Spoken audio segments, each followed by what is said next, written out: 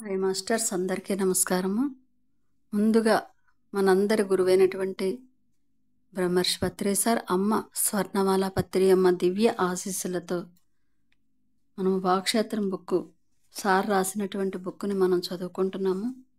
దానిలో 2వ రోజు వాక్షేత్రం 1. అదేంటిచ్చారు అంటే, మానవ జీవితము 3 క్షేత్రాల మయమట. మానవ ప్రపంచము త్రిక్షేత్ర ఆత్మకము. అంటే ఇక్కడ మానవ జీవితంలోని 3 క్షేత్రాల గురించి మనం తెలుసుకుందాం. అవేంటి అంటే 3 క్షేత్రాలు. మానవ జీవితంలో కూడా ఆ 3 క్షేత్రాల్లోని కూడా ఉన్నాయి. 1 భావనా క్షేత్రము, 2 వాక్షేత్రము, 3 చేష్టా క్షేత్రము. అంటే ఇక్కడ భావనలు, మాటలు అంటే మాటల క్షేత్రం అంటే వాక్షేత్రం అంటే వాక్కులు, చేష్టలు 3 అనమాట. అవేంటి అంటే భావనలు అంటే ఇంగ్లీష్లో థాట్స్, వాక్కులు అంటే వర్డ్స్, చేష్టలు అంటే డీడ్స్. మరి ఈ 3 కూడా మానవ జీవితంలోని విస్తారమైన భావన క్షేత్రము, విస్తారమైన వాక్షేత్రము, విస్తారమైన చేష్టా క్షేత్రాలతోనే మానవుని జీవితము నిండి ఉంటుంది. ఇక్కడ చుట్టుప్రక్కల మనుషులందరిలో కూడా ఈ 3 క్షేత్రాలు, మనుషులందరిలో కూడా ఈ 3 క్షేత్రాలు అనేవి ఉంటాయి.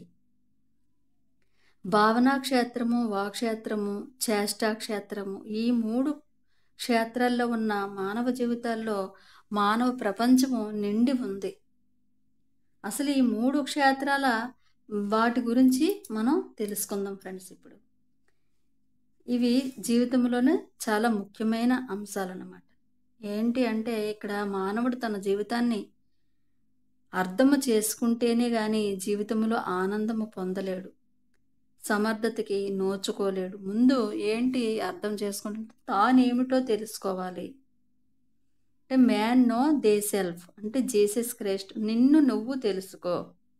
సులువైన పద్ధతి, అర్థమైన పద్ధతిలో గౌతమ బుద్ధుడు చెప్పారు, నిన్ను నువ్వు తెలుసుకో. అంటే ఏంటి అంటే, నేను గురించి తెలుసుకోవడం, నా గురించి నేను తెలుసుకోవడము. నన్ను నేను తెలుసుకోవాలంటే ముందు నా భావనలు, నా మాట, నా చేతల గురించి, నా గురించి నేను తెలుసుకోవాలి. మరి నన్ను నేను తెలుసుకునేటప్పుడు అప్పుడు ప్రపంచం అంతటి గురించి మనం ఎప్పుడైతే మన గురించి మనం తెలుసుకోగలుగుతామో అప్పుడు అందరి గురించి కూడా మనం తెలుసుకోగలుగుతాము. ఎందుకంటే అక్కడ కూడా అవే ఉంటాయి, ఎక్కడికి వెళ్ళినా అవే ఉంటాయి. నన్ను నేను తెలుసుకుంటే ఈ ప్రపంచాన్ని తెలుసుకున్నట్లే, నన్ను నేను జయిస్తే ప్రపంచాన్ని జయించినట్లే.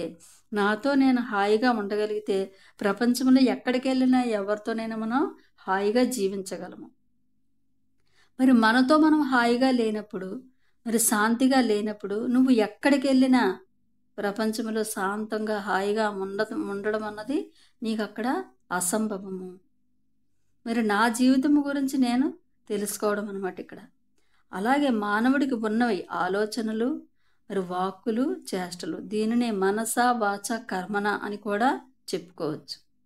మనసు ఆలోచనల సమూహము, వాచ అన్నది వాక్కుల సమూహము, కర్మలు అన్నవి చేష్టల సమూహము. మరి వీటి గురించి కూడా మనం తెలుసుకుందాం మాస్టర్స్. ఫస్ట్ భావనా క్షేత్రం. మరి మొదట భావనా క్షేత్రము, దీనినే మనము ఆలోచన క్షేత్రము అని కూడా చెప్పుకోవచ్చు. దీనిలో మన ఆలోచనలు ఉంటాయి, ఊహలు ఉంటాయి. ఆ ఊహలు ప్రతి ఒక్కరికి ఈ భావనా క్షేత్రం ఉంటుంది. అందులో ఎంతో కొంతమంది విహరిస్తూ కూడా ఉంటారు, అంటే ఊహల్లో ఎంతో కొంత జీవిస్తూ కూడా ఉంటారు. ఏదో ఒక రకంగా మన ఆలోచనలు ఆ రకంగా కూడా ఉంటాయి. మన భావనలు రకరకాల స్థాయిల్లో ఊహించుకుంటూ మనం ఉంటాము. మరి మన భావనలు పక్షులు లాంటివి. ఆ విశాల గగనములో ఎక్కడ అడ్డు ఉండదు కనుక ఎక్కడైనా విహరించవచ్చు. గగనం అంటే ఆకాశంలో. మరి మన భావనా ప్రపంచం అన్నది ఆస్ట్రల్ ప్రపంచము. అక్కడ తప్పులు లేవు, ఒప్పులు లేవు. మన భావనలలోనే దోపిడీలు, దొంగతనాలు ఉండవచ్చు, కానీ అక్రమాలు చేయవచ్చు, కానీ ఏదైనా కావచ్చు. కానీ ఏమిటి నీ ఆలోచనలు అలా ఉన్నాయి, ఎలా ఉన్నాయి అని ఎవరూ కూడా అనరు. ఎందుకంటే జడ్జిమెంట్ ఇవ్వరు, కోర్టులో కేసు పెట్టరు. ఎందుకంటే అవి ఆలోచనలు. హాస్టల్ వాళ్ళకి సంబంధించినవి. ఇక్కడ ఎవరికి వారే భావే తీరే. మన భావనా ప్రపంచంలో మన ఇష్టం వచ్చినట్లు మనం విహరిస్తూ ఉంటాము. ఇక్కడ బయట బాహ్యంగా కాదు, మన భావనలు, మన లోపల భావనలు. ఆ ప్రపంచంలో మనం సర్వ స్వతంత్రులమే. ఆ భావన ప్రపంచం అన్నది అత్యంత సృజనాత్మకమైనది, క్రియేటివ్ వరల్డ్. మరి ప్రపంచంలో రకరకాల విషయాలను మనం సృష్టిస్తూ ఉంటాము, రకరకాల పరిస్థితుల్లో ఉంటాము. మరి ఈ భావనా ప్రపంచంలో అక్రమాలు లేవు, న్యాయాలు లేవు, ధర్మాలు లేవు, తప్పొప్పులు లేవు, సరైంది సరికానిది లేవు, ద్వంద్వాలు లేవు. కనుక ఒకరి ఆలోచనలు ఇంకొకరు పట్టించుకునే స్థితిలో కూడా అవి ఉండవు. ఎవరి భావన పరిమాణం ఎలా ఉంటుందో ఆ భావన ప్రపంచం అలా సిద్ధిస్తుంది. నీ ఆలోచనలోని నీలో భావన నువ్వు ఎలా అయితే నీ భావన నువ్వు చేస్తూ ఉంటున్నావో అదే నీకు సిద్ధిస్తూ ఉంటుంది, అదే రూపుదిద్దుకుంటూ ఉంటుంది. ఇలా ప్రతి మనిషి కూడా ఈ మొదటి ప్రపంచమైన భావనా క్షేత్రంలో పూర్తిగా సర్వ స్వతంత్రుడు. అంటే ఇక్కడ యథేచ్ఛసి తదా కురు, అంటే నీ ఇష్టం వచ్చినట్లు నువ్వు చెయ్యి నీ భావనా ప్రపంచంలో. కృష్ణ పరమాత్మ చెప్తాడు కదా, నీకు చెప్పిందంతా చెప్పి లాస్ట్ చేసి యథేచ్ఛసి తదా కురు, చెప్పవలసింది చెప్పేసాను నేను, నీకు ఎలా నచ్చితే అలా చెయ్యు, అంటే నీ భావనలు నీకు ఎలా అనిపిస్తే అలా చెయ్యు అని చెప్తాడు. ఇది కూడా ఇక్కడ అంతే. ఎవరికి ఎవరు అడ్డుకారు, ఏ అసందర్భము కాదు, ఏ అసంజసము కాదు. మరి ఎవరి ఇష్టం వాళ్ళది, ఎవరి ఇష్టారాజ్యాన్ని వాళ్ళు ఉంటారు వాళ్ళ భావన ప్రపంచంలో. మరి నా తల్లి అలా ఎందుకు అలా ఆలోచిస్తుందో అని అడగడానికి లేదు. ఆమె ఇష్టం ఆమెది, ఆమె ఆలోచనలు ఆమెవి. మరి నా శత్రువు ఎందుకు ఇలా ఆలోచిస్తున్నాడంటే వాడి భావన ప్రపంచం వాడి ఇష్టము.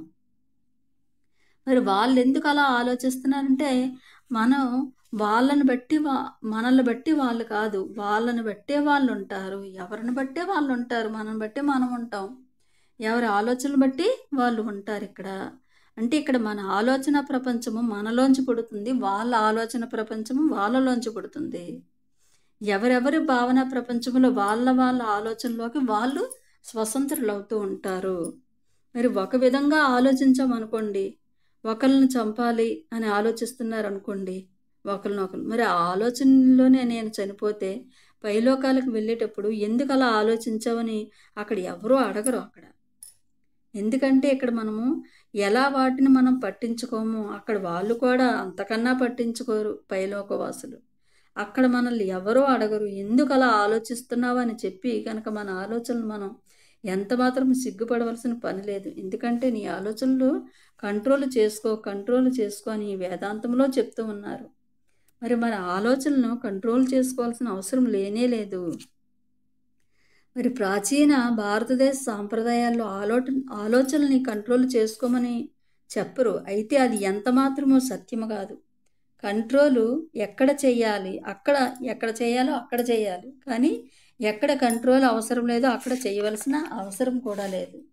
ఎందుకంటే మనం ఒక సినిమా చూస్తూ ఉంటాం, ఆ సినిమా హీరోయిన్పై మనకు కోరిక పుట్టిందనుకోండి, మన భావన ప్రపంచంలో మనం అనుభవిస్తాం, బాహ్యంగా కాకుండా మన లోపల ఆనందాన్ని పొందుతూ ఉంటాం. అది తప్పు అని వేదాంతం బోధిస్తుంది, అది ఒప్పు అని ఆధ్యాత్మిక శాస్త్రం బోధిస్తుంది.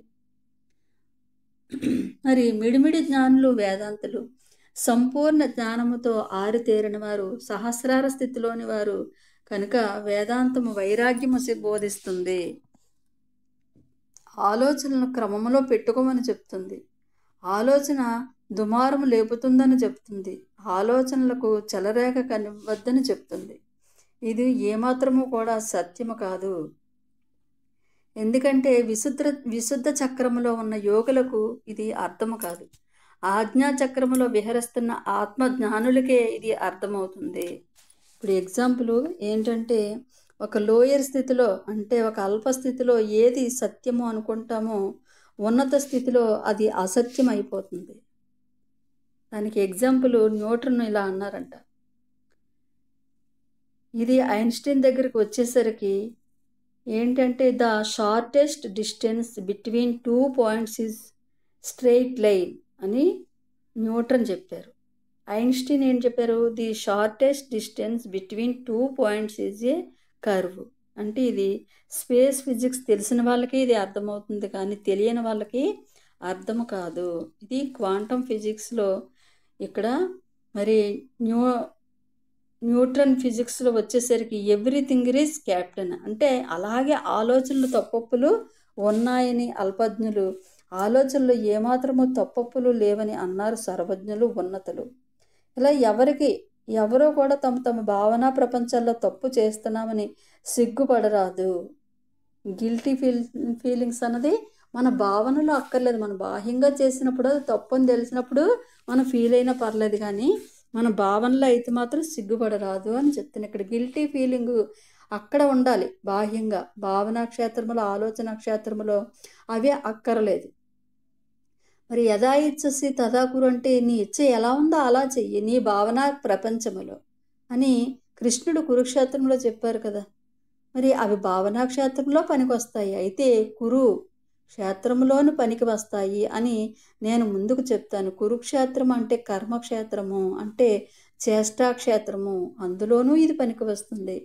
భావనా క్షేత్రంలో కూడా ఇది పనికి వస్తుంది. అంటే దేనిని పుట్టించడమైనా దేనిని చంపడమైనా చేసేయి. అక్కడ మానము చెయ్యి అవమానము చెయ్యి నీ ఇష్టం. అక్కడ ఉన్నవి అన్నీ సృజనాత్మక చర్యలే కానీ క్రియాశీలక చర్యలు కావు.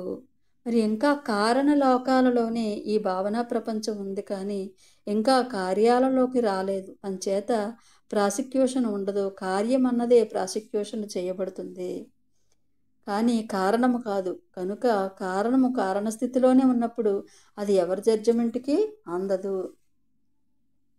మరి జీసస్ క్రైస్ట్ చెప్పారు, జడ్జ్ ఈ నాట్ అని, ఎవరిని కూడా జడ్జి చేయవద్దు. మరి ఈ 3 మాటల్లో సమస్త ఆత్మ విజ్ఞానము నిబిడీకృతమై ఉంది. మరి ఈ 3 పదాలు సహస్రార స్థితి నుంచి వచ్చాయి. అనాహత చక్రం నుంచో, విశుద్ధ చక్రం నుంచో, ఆజ్ఞా చక్రం నుంచో రాలేదు, సహస్రారం నుంచే అవి వచ్చాయి. మరి దీనిని అర్థం ఎలా చేసుకోవాలి? సహస్రార స్థితిలో నుంచి వచ్చిన వాళ్ళే దీన్ని అర్థం చేసుకుంటారు. ఒక కార్పో దీన్ని అర్థం చేసుకోగలరు, ఒక ఆనంద్ అర్థం చేసుకోగలరు, కొద్దిగా చెస్ నేర్చుకున్న వాళ్ళకు దాన్ని తెలియజేయగలడు, కానీ వరల్డ్ ఛాంపియన్ ఇంకొక వరల్డ్ ఛాంపియన్ మాత్రమే అర్థం చేసుకోగలడు. జీసస్ క్రైస్ట్ మనల్ని ఆ స్థితిలో ఉన్న వాళ్ళకు మాత్రమే అర్థం చేసుకోగలరు, కానీ సామాన్య ప్రజలకు అతను అర్థము కారు. అందుకే ఎవరిని కూడా జడ్జి చేయవద్దు పక్క వాళ్ళని. మరి మీ పక్క వాళ్ళు ఎవ్వరు కూడా, మీరు ఏ విధంగా మూడో వారు కూడా మూడే, పక్కవాడు కూడా 3 అంటే వాడి 3, వాడి భావనాక్షేత్రం, వాడి వాక్క్షేత్రము, వాడి చేష్టాక్షేత్రము. ఎవరిని జడ్జి చేయడానికి ఎవరికి ఇక్కడ అర్హత లేదు. అవి సత్యవాక్కులు. మరి శ్రీకృష్ణుడు వాక్క్షేత్రం నుంచి వాక్కులు ఎంత అద్భుత వాక్కులో. మరి జీసస్ చెప్పినవి, కృష్ణుడు చెప్పినవి, బుద్ధుడు చెప్పినవి వాక్క్షేత్రం నుంచి వచ్చినవే. వారు ఏం చెప్పారంటే ఎవరి ఆలోచనల్ని పట్టించుకోవద్దు, అవి సృజనాత్మకమైనవి, క్రియాశీలకమైనవి కావు. అందులో వారికి సర్వ స్వతంత్రం ఉంది. హాని చేయవచ్చు, కీడు చేయవచ్చు, లాభం చేయవచ్చు, నష్టం చేయవచ్చు, అది వారి ఇష్టము. ఇకపోతే మిగతా 2 క్షేత్రాల గురించి తెలుసుకుందాము. నెక్స్ట్ చేష్టాక్షేత్రము. మరి చేష్టాక్షేత్రం అంటే కురుక్షేత్రం, అదే కర్మక్షేత్రము. కురు అనే ధాతువు నుంచి వచ్చింది. మనము చేసే కార్యాలు అన్నీ కురుక్షేత్రానికి సంబంధించినవి. అంటే తినడము, త్రాగడము, మరి కొట్టడము, ఇలాంటి రకరకాల పనులు చేయడము. ఏ పనిని ఈ శరీరముతో చేసినా దానిని కురుక్షేత్రము అంటాము. చేష్టలు మాటలతో కూడుకొని ఉన్నవైనా మాటలను మాత్రం మనం విడివిగా తీసివేస్తున్నాము. చేష్టలను దూరముగా చేసి మాటలు కాని చేష్టలను ప్రపంచంలో పెట్టి చేష్టా ప్రపంచాన్ని మనం అర్థం చేసుకుంటున్నాము. అర్జునుడు ఇప్పుడు ఎగ్జాంపుల్, అర్జునుడు ద్రోణుడిని చంపాలి, అది ఒక చేష్ట. లేదా అభిమన్యుడు ఉత్తరను పెళ్లి చేసుకోవాలి, అది ఒక చేష్ట. మరి ఉద్యోగం చెయ్యాలి, పిల్లలు కనాలి, డబ్బు సంపాదించాలి, ఇవన్నీ కూడా చేష్టలు. మరి మనం క్రియారూపముగా ఏది చేసినా దానిని మనం చేష్ట అని అంటే పని. చేస్తూ ఉన్న పనిని చేష్ట పనులు అని అంటూ ఉంటాం. మరి ఎలా అయితే భావనా ప్రపంచము కేవలం ఆస్ట్రల్ ప్రపంచమో, అలాగే కేవలము కారణ ప్రపంచము ఈ చేష్టా ప్రపంచం అన్నది భూ ప్రపంచానికి సంబంధించినది. ఇది కురుక్షేత్రము, కార్యక్షేత్రము, భావనా క్షేత్రము మరి అన్నది కారణ క్షేత్రము, అలాగే కార్యక్షేత్రము. ప్రపంచంలో 3 రకాల మనుషులు ఉన్నారు. మొట్టమొదటిది మానవ శరీరంలో ప్రవేశించిన వారు, మానవ శరీరంలో ప్రవేశించి 10 జన్మలు తీసుకున్నవారు, అలాగే 500 జన్మలు తీసుకున్న వాళ్ళు. మరి వీళ్ళందరూ స్వభావాలు ఒకే రకంగా ఉండవు. మొట్టమొదటిలో తమో గుణ ప్రధానిగా వస్తాడు మానవుడు. కొన్ని జన్మలు తీసుకున్న తర్వాత మొదట మానవుడు తమో గుణంతో వస్తాడట. తర్వాత మళ్ళీ ఇంకొన్ని జన్మల తర్వాత అది మారిపోయి రజోగుణ ప్రధానిగా వస్తాడట. ఆ తర్వాత కొన్ని జన్మలు మారుతూ సత్వగుణంగా మారుతాడట. అదే ఆత్మ. మరి తర్వాత మెల్లిమెల్లిగా నిర్గుణి అయిపోతాడు. మరి ఇలా రకరకాల గుణ సంశయాలతో కూడుకొని ఈ మానవులు మరి రకరకాల మానవుల కార్యక్రమాలు ఏ విధంగా ఉంటాయి? ఒకే రకంగా ఉంటాయా అంటే ఉండవు. ఎందుకంటే ఇక్కడ గుణ సంచయాలు గల మానవులు ఈ బాహ్య కార్యకలాపాలు మరి ఆ గుణాలకు తగినంగానే ఉంటాయి. కానీ రకరకాలుగా ఇంకొకరి కార్యకలాపాలతో ఎలా అంటే ఇక్కడ మారుతూ ఉన్నాయి కదా. ఒకసారి సత్వగుణము, రజోగుణము, సాత్వికము మరి ఈ విధంగా జన్మలు తీసుకునేటప్పుడు రకరకాలుగానే ఉంటూ ఉంటాయి. మరి ఒక తమోగుణ ప్రధానికి వాడి కార్యకలాపాలు ఆ గుణానికి సంబంధించి పూర్తిగా ఆ గుణానికి అంకితమై ఆ గుణానికి ప్రతిరూపమై ఉంటూ ఉంటాయి. ఒక రజోగుణానికి ప్రధానికి వాడి గుణంకి మరి తమోగుణ ప్రధాని కార్యకాలు ఒకనొక రజోగుణం ఒకే విధంగా ఉండవు. అది వేరే ఉంటుంది, అతను వేరే స్వభావంగా ఉంటాడు, ఇతను వేరే స్వభావంగా ఉంటాడు. మరి ఏ వంట తింటే చేతికి ఆ వాసనే కలుగుతుంది. టమాటా వంట చేస్తున్నప్పుడు చేతికి కాకరకాయ వాసన రాదు కదా. అలాగే మనము అంతరంగంలో ఏ గుణము కలిగి ఉంటామో మన బాహిర్ కార్యకలాపాలు కూడా ఆ గుణానికి సంబంధించినవిగానే ఉంటాయి మాస్టర్స్. మరి వేరే గుణానికి సంబంధించినవిగా ఉండవు. అలాగే ఒక రజోగుణ ప్రధాని అయిన కార్యకలాపాలు అతని యొక్క ఆ గుణాలను బట్టి అతను ఉంటూ ఉంటాడు. మరి సత్వగుణం కలిగిన అతను గుణానికి తగ్గట్టుగా అతను ఉంటాడు. అతను సత్వగుణము అతను చక్కని సంగీతం వింటాడు, చక్కగా మంచి భక్తితో భజనలు పాడుతూ ఉంటాడు, పాటలు పాడుతూ ఉంటాడు. మరి రజోగుణం ఏం చేస్తాడంటే పాలిటిక్స్, అతని వేరే విధంగా అతని బిహేవియర్ ఉంటుంది. మరి అలా సాత్విక గుణము అలాగే నిర్గుణి ఒకరికి పొంతన ఉండదు అన్నమాట ఇక్కడ. మరి నిర్గుణ ప్రధానంగా ఉన్నవాడు ధ్యానము చేస్తూ ఉంటాడు, ధ్యానము చేయిస్తూ ఉంటాడు, ధ్యానం గురించే మాట్లాడుతూ ఉంటాడు. మరి సత్వగుణ ప్రధానంలో ఉన్నవాడు సంగీతంలో, భజనలో, ఆటపాటల్లో మరి వాళ్ళు ఉంటూ ఉంటారు. కనుక ఇక్కడ ఏం చెప్తున్నామంటే ఇక్కడ బహిర్ కార్యకలాపాలు, కార్యక్షేత్రాలు, కురుక్షేత్రాలు, కర్మక్షేత్రాలు వారి వారి అంతర్గుణాల నిస్సహాయ బందీలు. అంతర్గుణాలు ఎలా ఉంటాయో అంటే లోపల వాళ్ళ లోపల యొక్క స్వభావాలు, గుణాలు ఎలా ఉంటాయో బయట బాహ్య కార్యాలు కూడా ఆ విధంగా అచ్చుగా పోసినట్లుగానే ఉంటాయి లోపల. అందుకనే మనం లోపల ఏదైతే ఎలా అయితే మనకి మనసు, బుద్ధి, ఆత్మ ఇన్నర్ నుంచి ఏదైతే వస్తూ ఉంటుందో బయట కూడా అదే జరుగుతూ ఉంటుంది.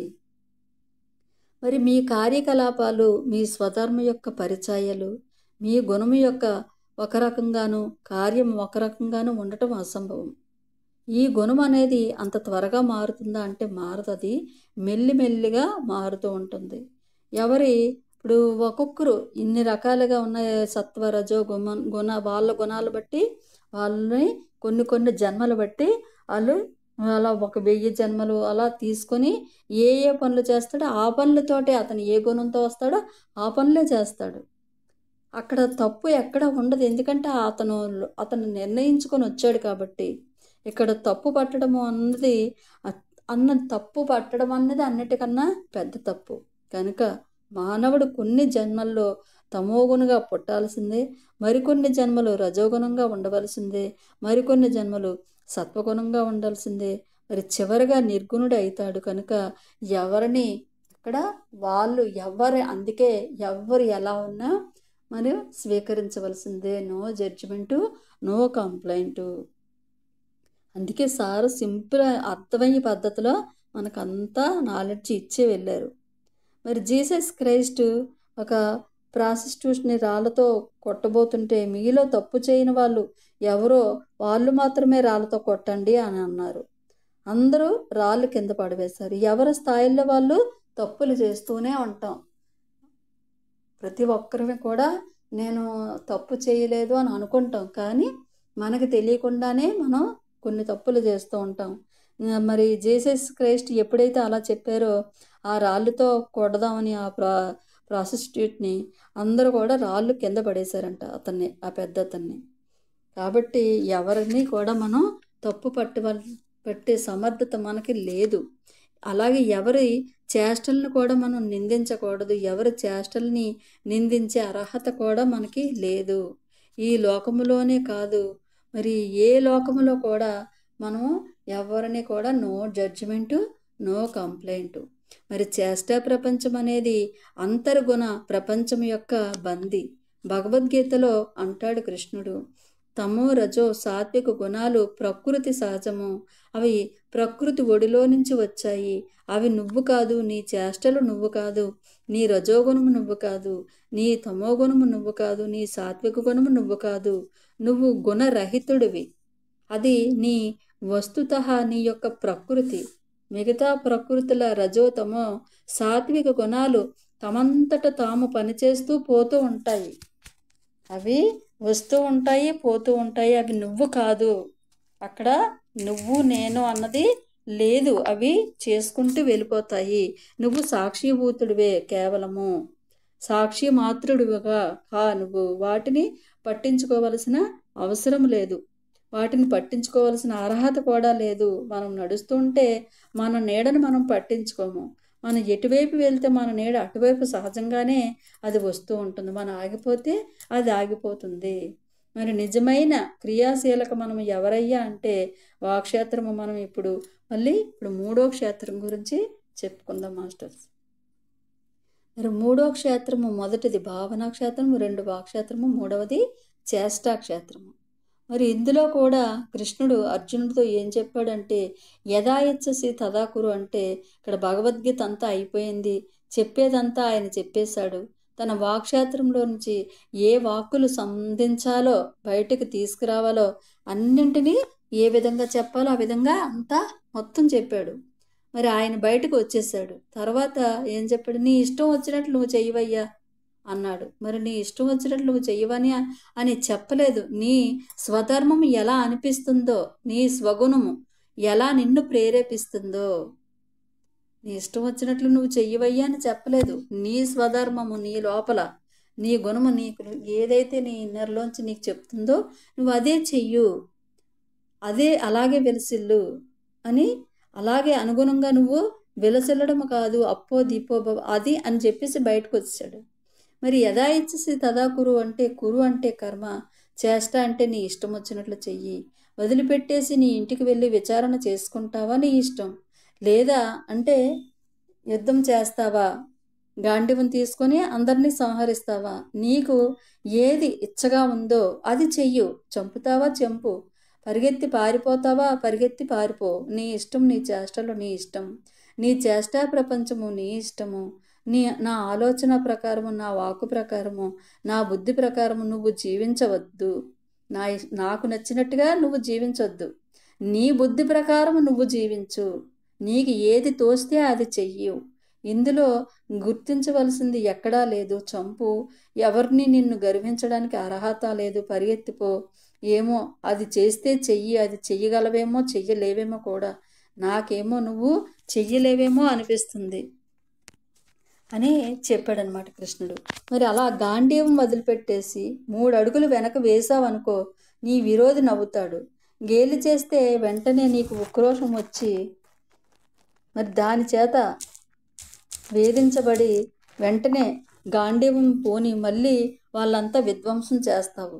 అది మటుకు నాకు తెలుసు. నీ గురించే నీకింకా తెలియదు ఓ అర్జున. నువ్వు నేను ఎన్నో జన్మలు ఎత్తాము. నాకంతా తెలుసు. నాకు నీ జన్మలు తెలుసు. నీకే నీ జన్మలు తెలియదు. అందుకోసము ఏడుస్తున్నావు. నువ్వు ఏ గుణ సంపన్నుడువో, ఏ కార్య సంపన్నుడువు కా, ఆ చేష్ట సంపన్నుడు కా, అక్కడే నీకు ఆనందం ఉంటుంది.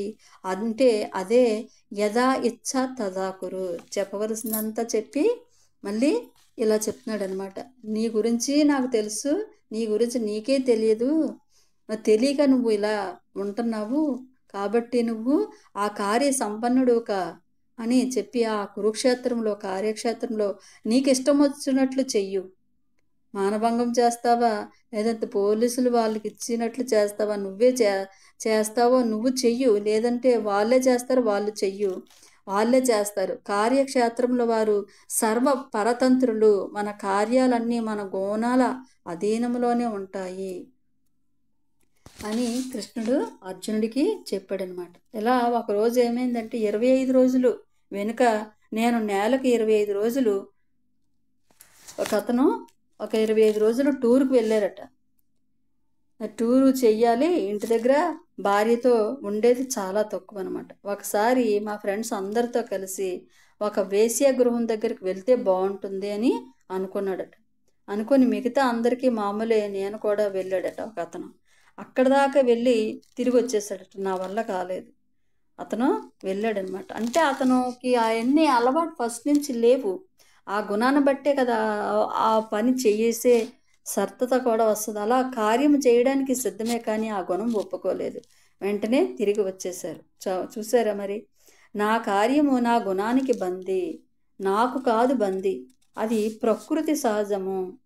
ఎవరి కార్యకలాపాలు వారి వారి గుణ సంచయానికి అద్దం పడతాయి. మరి కృష్ణుని కార్యకలాపాలు కృష్ణుని యొక్క ఆత్మ పరిణతికి అద్దం పడతాయి. కంసుని యొక్క పనులు వాని యొక్క ఆత్మ దశకు అద్దం పడతాయి. ఓ శైశవాత్మ, ఓ పిల్ల ఆత్మ, ఒక మహావృద్ధాత్మ అయిన కృష్ణుని ఆత్మ కార్యకలాపాలతో ఢీకొంటే ఎలా ఉంటుంది? కంసుడు కృష్ణుని చేతిలో చచ్చాడు. అలాగే కంసునికి స్వర్గప్రాప్తి అంటే కంసుడు తన గుణానుసారము చేశాడు. కంసుడు గుణం అలా ఆ విధంగా ప్రవర్తించేలా చేసింది. అతను తన గుణాలు బట్టి అతను ప్రవర్తించాడు. మరి భయం లేకుండా ఉంటే కనుక అందరికీ కూడా స్వర్గప్రాప్తే. కంసుడికేంటి, కృష్ణుడికేంటి, ఎవరికి ఎక్కడా లోటు ఉండదు, ఎక్కడా నరక ప్రాప్తి లేదు. కనుక అందరికీ కూడా స్వర్గప్రాప్తే. దుఃఖం ఎక్కడైనా ఉందంటే అది ఈ లోకంలో ఉంది, కానీ పై లోకంలో అది ఎక్కడా కూడా లేదు. అది వాళ్ళ భావనా క్షేత్రం నుంచి క్రియా ప్రపంచానికి తీసుకురాబడిందే కానీ స్వతహాగా ఈ సృష్టిలో ఎక్కడా కూడా దుఃఖం అన్నది లేదు. ఎవరి చేష్టలను వారు గర్వించరాదు. పక్క వాళ్ళు ఎలా చేస్తారో వాళ్ళు అలా చేస్తారు. మనము ఎలా చూస్తామో అంటే మనము వాళ్ళ వైపు ఎలా ఎదుటి వాళ్ళని చూస్తామో వాళ్ళు మన వైపు ఆ విధంగానే చూస్తారు. ఇందులో ఏమీ నో జడ్జిమెంటు, నో కంప్లైంట్. మరి మన ఇష్టాలను బట్టి మన ఆలోచన ప్రపంచము, మన గుణాలను బట్టి మన కార్య ప్రపంచము, మరి మన భావనా ప్రపంచంలో మనం సర్వ స్వతంత్రులము, కార్య ప్రపంచంలో మనం సర్వ పరతంత్రులము. చూసారా? మరి కాళహస్తిలో నేను బందీని, కానీ ఏమీ చేయలేకపోయాను. ఇంకొక ఎగ్జాంపుల్ ఏంటంటే ఒక మతస్థుడు, ఇస్లాం మతస్థుడు పెద్ద పెద్ద యుద్ధాల్లో ఉన్నాడనమాట. ఆస్తిక యుద్ధాలు, మహమ్మద్ ఆస్తికుడు. అక్కడ ఉన్న వాళ్ళంతా నాస్తికులు. కాకపోతే విగ్రహారాధనలు. మహమ్మద్ నిర్గుణోపాసకుడు. వాళ్ళకి వీళ్ళకి యుద్ధం అనమాట. అనేక విషయాల్లో యుద్ధాలు జరిగాయి. ఒకసారి మహమ్మద్ కింద పడిపోయాడు. ఆ నాస్తికుడు మహమ్మద్ మెడ మీద కత్తి పెట్టి, ఇప్పుడు నీ అల్లా వచ్చి నిన్ను రక్షిస్తాడా? ఎక్కడున్నాడు? నీ అల్లా నిన్ను చంపేస్తున్నాడు అని అన్నాడట. అప్పుడు ఆ మహమ్మద్ ప్రశాంతంగా ఉన్నాడట. చిరునవ్వుతో వాడి కళ్ళలోకి చూస్తూ, నా అల్లా నన్ను రక్షిస్తాడు. అలాంటి సమయంలో కూడా అలాంటి శాంతమైన మెత్తటి మాటలు అక్కడ పడుకున్న మనిషి మీద కత్తిపెట్టి, మరి నీ అల్లా వచ్చి నిన్ను రక్షిస్తాడంటే అవును నన్ను రక్షిస్తాడని నవ్వుతోటి ప్రశాంతంగా చెప్పగానే ఆ కోపంగా ఉన్నవాడు కూడా అలా దద్దరిల్లిపోయాడంట. వాడి చెయ్యి వణకసాగిందట. ఆ చెయ్యి కంపించడంతో ఆ కత్తి కింద పడిపోయింది. వెంటనే మహమ్మద్ ఆ కత్తి తీసి అతని మెడ మీద పెట్టి, ఇప్పుడు నిన్నెవరు రక్షిస్తారు? నీకు అల్లా లేడు కదా, నువ్వు ఎవరికి మొర పెట్టుకుంటావు అని అనగానే వాడికి భయము. వాడి తమో గుణం ప్రకారం వాడు చేశాడు. మరి నిర్భయుడైన మహమ్మద్ వాడిని చంపలేదు. అతను శరణ కోరాడు, ఇతను శరణ ఇచ్చాడు. అంటే ఎవరెవరి గుణాల ప్రకారము వాళ్ళు అలా చేసుకుంటూ పోతారు. ఇందులో ఎవరిని కూడా మనం దూషించలేము. మరి ఇటు భావన ప్రపంచాన్ని మనం దూషించలేము, ఇటు కార్య ప్రపంచాన్ని దూషించలేము. మధ్యలో ఉన్న ప్రపంచమే దూషణ భూషణలకు అర్హత కలిగి ఉన్నది. మరి ఇప్పుడు మనము ఈ రెండవ ప్రపంచంలోనికి వస్తున్నాము, రెండవ క్షేత్రంలోకి వస్తున్నాము. దీనివల్ల మనము వాక్షేత్రము అంటారు దీనినే. మొదటి భావనా క్షేత్రంలో మనము సర్వ స్వతంత్రులము, చేష్టాక్షేత్రంలో మనము సర్వ పరతంత్రులము, చేష్టాక్షేత్రంలో మన గుణాలకే మనం బందీలము. ఈ గుణము ఎక్కడి నుంచి వస్తుందంటే అనేక జన్మ కర్మల సముచ్చయమే. అంటే మన వాసనల సముదాయమే మన గుణము. ఆ గుణాలు మారవని కాదు, అవి మెల్లిగా మారుతూ ఉంటాయి. ఎంతో కాలానికి చిన్న మార్పులతో ముందుకు సాగుతుంది. అది పెను మార్పులకు తావులేనిది. మరి ఇక్కడ పెను మార్పులు ఎక్కడ చేయగలము అంటే ఇక్కడ మనం ఆ రెండవ ప్రపంచంలోని ఆ పలుకుల క్షేత్రము. ఇక్కడ నిజానికి జీసస్ క్రీస్తు ఏడ్ చెప్పారు అంటే, నోట్లోనికి ఏం పోతుందో అది మానవుణ్ణి నాశనము చేయదు, నోట్లో నుంచి ఏది వస్తుందో అది మానవుణ్ణి నాశనము చేస్తుంది. అంటే వాకు ప్రపంచము, వాకులు, చేష్టల గురించి ఆయన ప్రస్తావించలేదు. అంటే తలలో నుంచి తలపులు వస్తాయి, నోట్లో నుంచి వాకులు వస్తాయి, కాయములో నుంచి కర్మలు వస్తాయి. అంటే తలలో నుంచి తలపులు ఆలోచనలు వస్తాయి, నోట్లో నుంచి వాక్కులు వస్తాయి, అది కాయము శరీరంలోంచి కర్మలు వస్తాయి. తలపుల క్షేత్రం నీ ఇష్టము, తలపులు అంటే ఆలోచనలు నీ ఇష్టం. అక్కడ చేష్టల క్షేత్రం నీ ఇష్టము కాదు, తమంతట తాము చేష్టలు కొనసాగుతూ ఉంటాయి. మరి ఈ మధ్యలో ఉండే రెండవదైన తలకి కాయానికి మధ్య అనుసంధానమైన కారణానికి కార్యానికి మధ్య సన్నిహితమైన మధ్యదైన వాకు ప్రపంచము అత్యంత కీలకమైనది. ఈ వాకు ప్రపంచము చాలా మనం ఎరుకుతో ఉండి మనం మాట్లాడాలి అని ఇక్కడ చెప్తున్నారనమాట. ఇక్కడ వాక్క్షేత్రంలో అక్కడ తప్పులు ఉన్నాయి, ఒప్పులు ఉన్నాయి, సరిగ్గా చేయడం ఉంది, చేయకపోవడం ఉంది, స్పష్టత ఉంది, శాస్త్రీయత ఉంది, సందర్భోచితం ఉంది, సందర్భం లేకుండా ఉంది. కాబట్టి ఇక్కడ సరి చేసుకోవలసిన జీవితము ఏదయ్యా అంటే వాక్. అది మానవుడు 3 క్షేత్రాలు, మరి భావన, వాక్కు, చేష్ట. అది మొదటిది మనం ఏమీ చేయనక్కర్లేదు, మూడవది మనం ఏమీ చేయలేము, రెండవ ప్రపంచంలో మాత్రము ఎన్నో చేయగలము. అవే మనము చేసి తీరాలి. ఏంటంటే ఈ వాక్ ప్రపంచాన్నే మనం సరిదిద్దుకోవాలి. ఇదే చాలా important.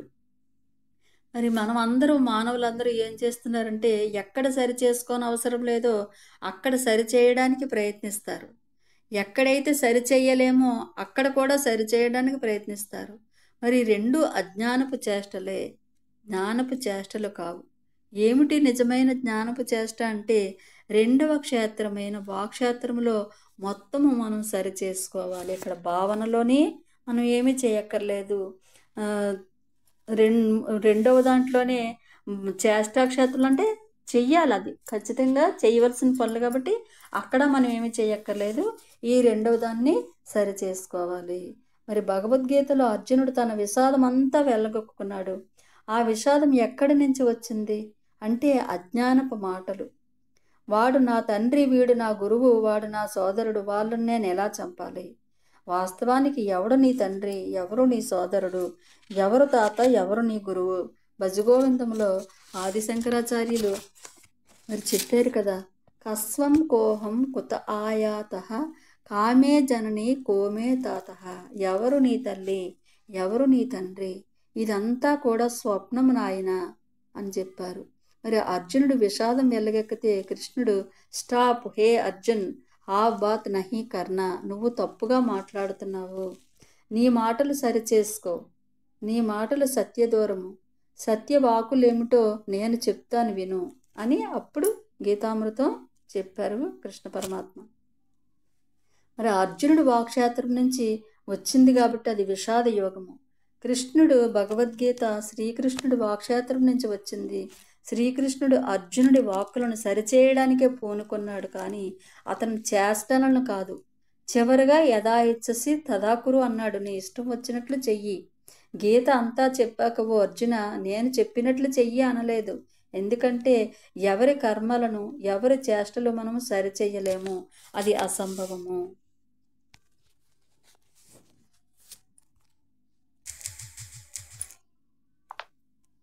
Okay masters, thank you so much.